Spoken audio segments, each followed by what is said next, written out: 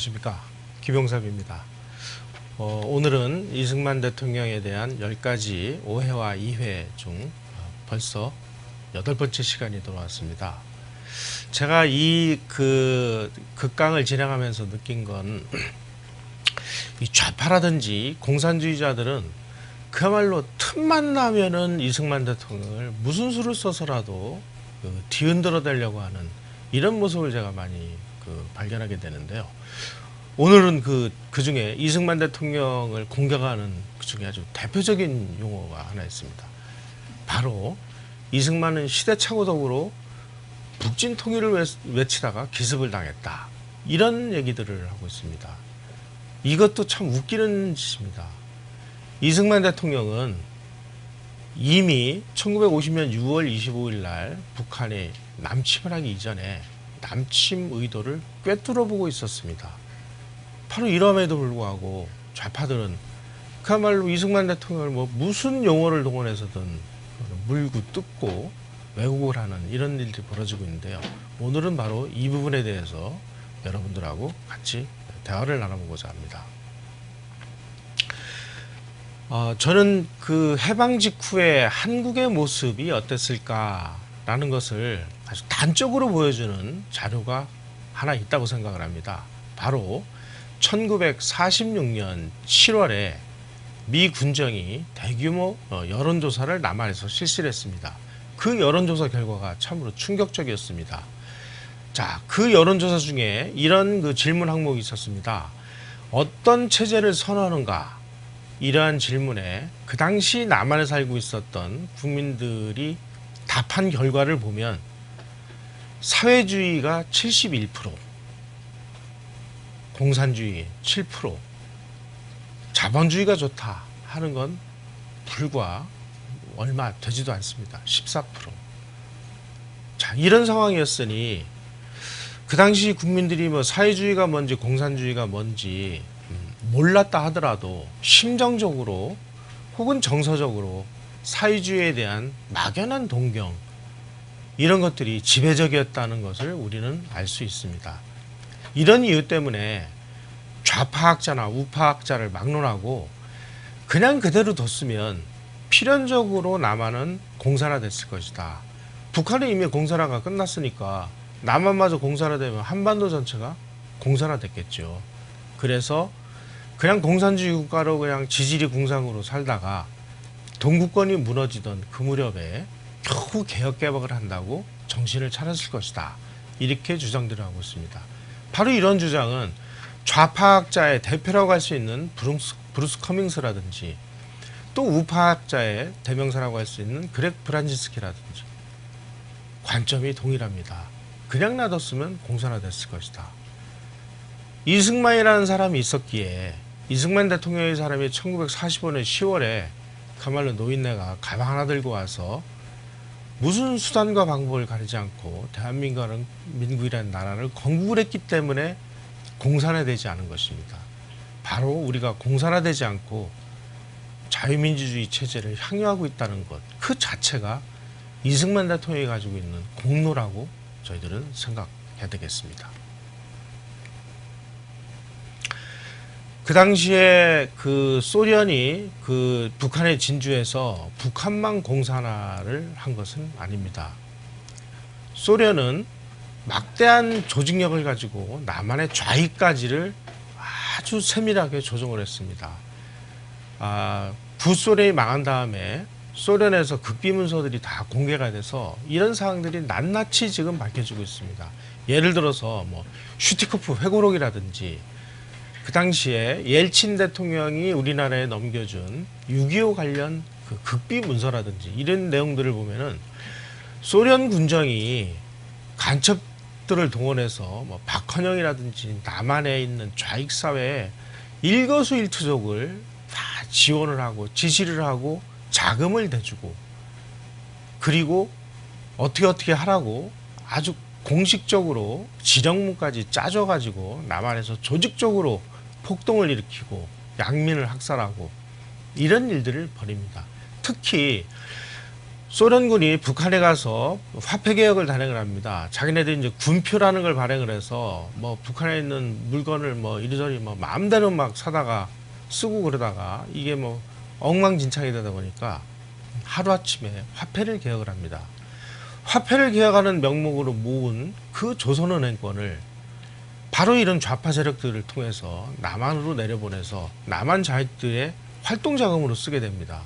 그래서 이 남한 자익들은 소련이 대준 이 자금을 가지고 대구 폭동을 일으키는 그런 자금으로 쓰거나 자기네들의 조직을 만들기 위한 그런 돈으로 활용하거나 특히 소련으로부터 내려온 그 돈을 가지고 남한에서 주로 언론사, 특히 신문사, 그 다음에 영화관 이런 것들을 많이 설립을 해가지고 좌익적인 색채가 농후한 그러한 신문을 만들고 유인물을 만들어서 뿌리고 영화관을 통해서 또 확대 재생산을 해가지고 아주 조직적으로 이 좌익 세력들을 양산해 나가기 시작했습니다.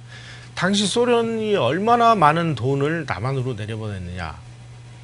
통계에 의하면은 남한 전체 통용화폐, 그러니까 말하자면 통화량이죠.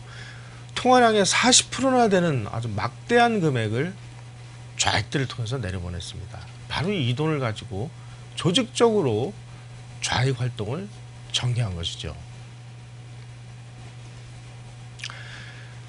북한이 이제 그 좌익 폭동이라든지 좌익들의 난동을 통해서 대한민국 정부를 우리가 뒤집어 엎고 그리고 공산 정부를 세우기 위해서 아주 대대적으로 공산 게릴라들을 난파를 하고 그리고 군부에 침투한 좌익 세력들을 부추겨서 여수순천 반란 사건을 일으키고 거기서 또 패퇴한 잔당들이 지리산으로 들어가서 무장투쟁을 전개하고 그야말로 뭐 거의 내전을 방불케 하는 아주 치열한 전투가 벌어졌습니다. 그런데 이승만 대통령이 우리 군경을 정말 조직적으로 동원해서 이런 게릴라들의 활동을 철저하게 봉사를 합니다. 아울러서 군부 내에 침투했던 남도당 세력들을 제거하기 위해서 숙군 작업을 단행을 하는데요. 그 당시에 이런 숙군 작업을 통해서 우리 전체 군의 5%나 되는 사람들이 남노당 혹은 좌익계에 가담됐다는 그런 결론이 나서 이 사람들을 군에서 속관하게 됩니다. 그리고 그 자리를 서북청년단과 같이 반공사상이 투철한 젊은이들로 그 자리를 채웠습니다. 이런 이유 때문에 6.25 전쟁이 벌어졌을 때 우리 군이 끝까지 와야 되지 않고 강력한 반공체제를 우리가 유지해가면서 우리가 전투를 해서 우리가 대한민국을 지켜낼 수 있었습니다. 따라서 여수순천 반란 사건이야말로 정말 많은 사람들이 희생이 되고 그리고 피해도 많이 봤습니다만은 6.25 때 6.25 직전에 바로 이 그 남노당 세력을 군에서 축출할 수 있는 결정적인 기회를 제공했기 때문에 축복으로 바뀐 비극이다. 이렇게 평하는 학자들도 있습니다.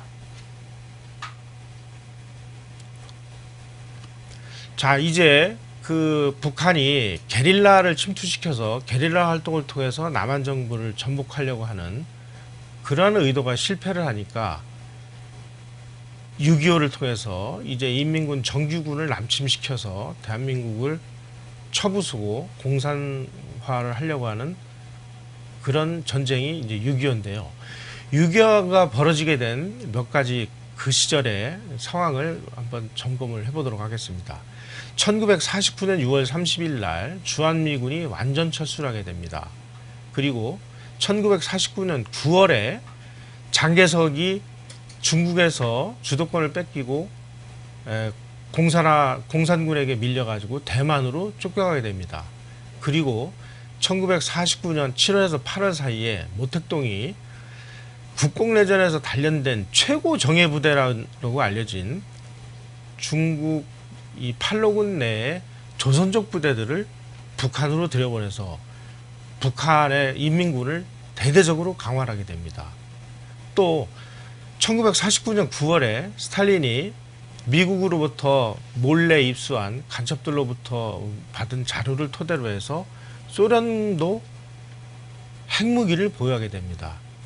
이렇게 미국이 아주 그 우세를 쥐고 있던 그 핵전략에 있어서마저 소련이 대등한 관계로 올라서고, 이런 와중에 1950년 초에 미국은 에치른 라인이라는 것을 발표를 해서 미국의 방어선에서 남한을 제외를 하는 이런 상황이 발생하게 됩니다. 이어서 소련군 장교 3,000명을 보내서 북한의 남침을 위한 작전 계획을 짜주고, 그리고 그 당시에 세계 최강이라고 알려진 최신형 전차 242대, 자주포 176문, 각종 항공기 한 2,000대, 야포, 어마어마한 현대식 무기를 제공을 해서 남침 준비를 서두르게 됩니다.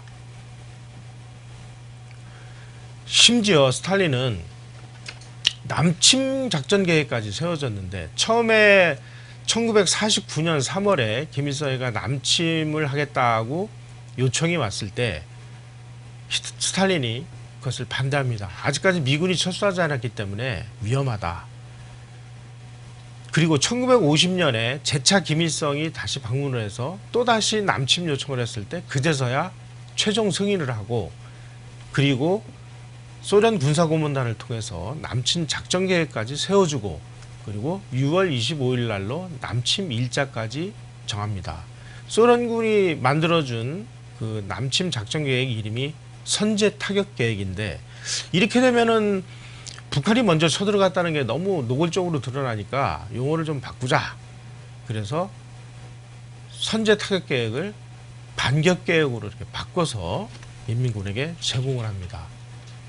그리고 장개석이가 또 병력을 제공하고, 그러니까 김일성이가 남침을 하겠다고 하는 그 남침의 그 초대장을 스탈린과 모택동이 물질적인 그리고 인력적인 지원을 해서 결국은 전쟁이 벌어지게 된 것이죠.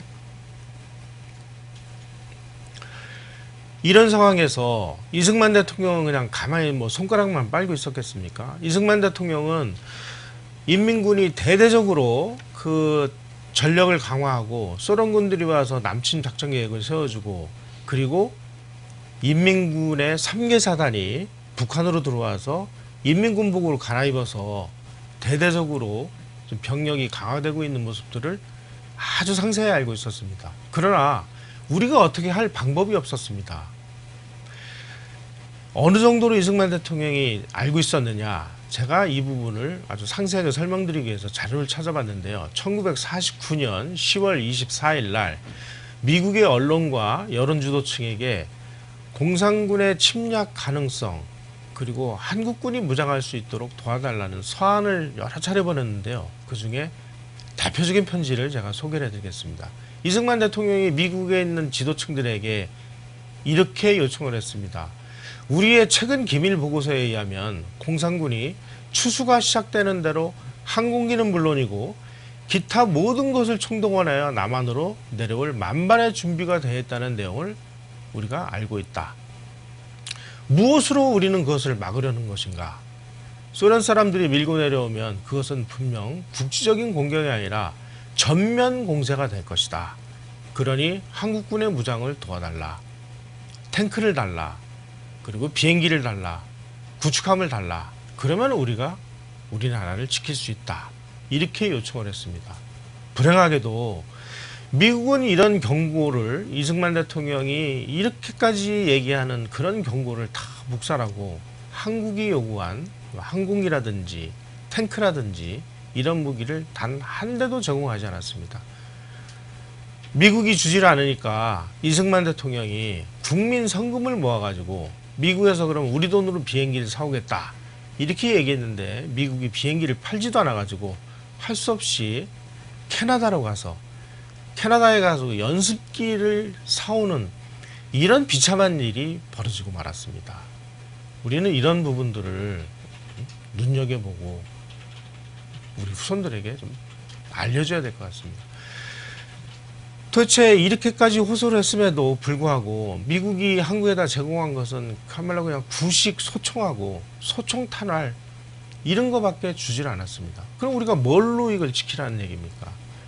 이승만 대통령이 그래서 드디어 국민들을 움직이기 시작을 했습니다. 국민적인 걸기대회를 추진했는데 1949년 4월의 일입니다. 우리에게 무기를 달라 학생들 그리고 청년들이 거리에 나가서 외치고 이 시위가 전국적으로 확산돼서 2주 동안이나 시위가 확산됐습니다. 참여 인원이 무려 100만 명이 넘었었습니다. 그리고 학생들이 우리가 우리나라를 지킬 테니 우리에게 무기를 달라라고 손가락을 베서 혈서를 써서 그 혈서를 주한미국 대사관에다가 제공하는 이런 일도 있었습니다. 만약에 그 당시에 미국이 우리의 이런 호소를, 이승만 대통령의 이런 호소를 듣고 그야말로 무기라도 줬으면 우리가 이렇게 초기에 아주 허무하게 인민군에게 사흘 만에 우리 수도 서울을 뺏기는 이런 수치를 우리가 면할 수 있지 않았을까 하는 아쉬움이 있습니다. 미국은 왜 무기 제공을 거부를 했느냐? 혹시라도 저 이승만 대통령이 북침을 해서 전쟁을 일으킬까봐 그런 이유 때문에 안 줄 겁니다. 자, 그러면 북침이라는 게 뭐냐?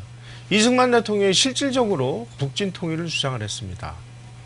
우리 국군이 정말 소총밖에 없는 이 참혹한 상황임에도 불구하고 이승만 대통령은 왜 북진을 주장했을까요? 그 당시에 제주도에서 4.3 폭동이 일어나고 건국 2개월 만에 여수 수천 반란 사건이 벌어져가지고 난리가 나고 오대산과 태백산과 지산 등에서 게릴라 부대들이 난무하고 이런 상황에서 전 국토가 공산화 위기에 있는 이 상황에서 우리는 북진 통일을 할 수 있는 그런 자신감을 불러넣기 위해서 구호적으로 북진 통일을 외친 것입니다.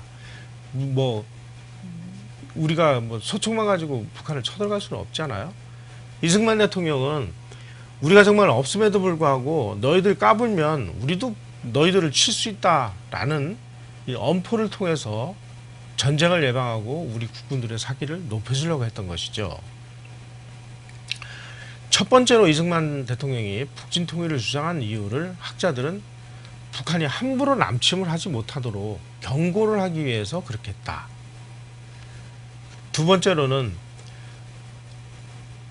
북진 통일로는 주한미군이 철수하고 무기를 안 주면 한국군이 정말로 북침을 할 수 있다는 것을 은연중에 보여주기 위해서입니다.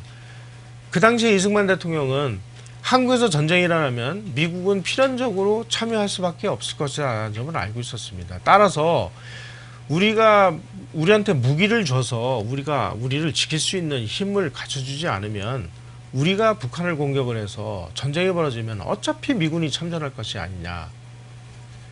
그러면 너희들은 지금보다 더 많은 희생을 치를 수밖에 없는데 그러지 말고 우리에게 무기를 달라 하는 것을 아주 정치적으로 아주 시위를 하기 위해서 북진 통일을 내놨다고 그렇게 학자들은 연구 결과를 밝히고 있습니다.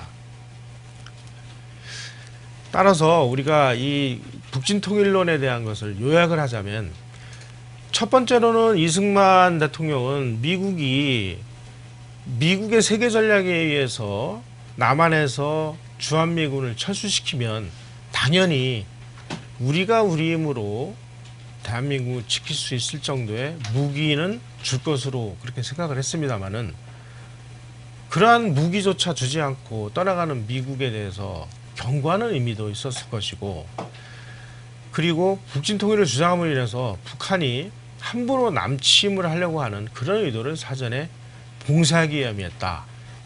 이렇게 우리는 정리를 할 수 있을 것 같습니다. 앞으로 북진 통일이 이승만 대통령이 시대착오적으로 그런 주장을 했다 하는 어거지 주장이 있으면 이런 논리를 우리가 반박을 할 수 있는 그런 공부를 해서 무장을 하도록, 그래서 이 좌익들과의 어떤 정신적인 싸움에서 승리할 수 있는 그런 준비를 우리는 해나가야 되겠습니다. 감사합니다.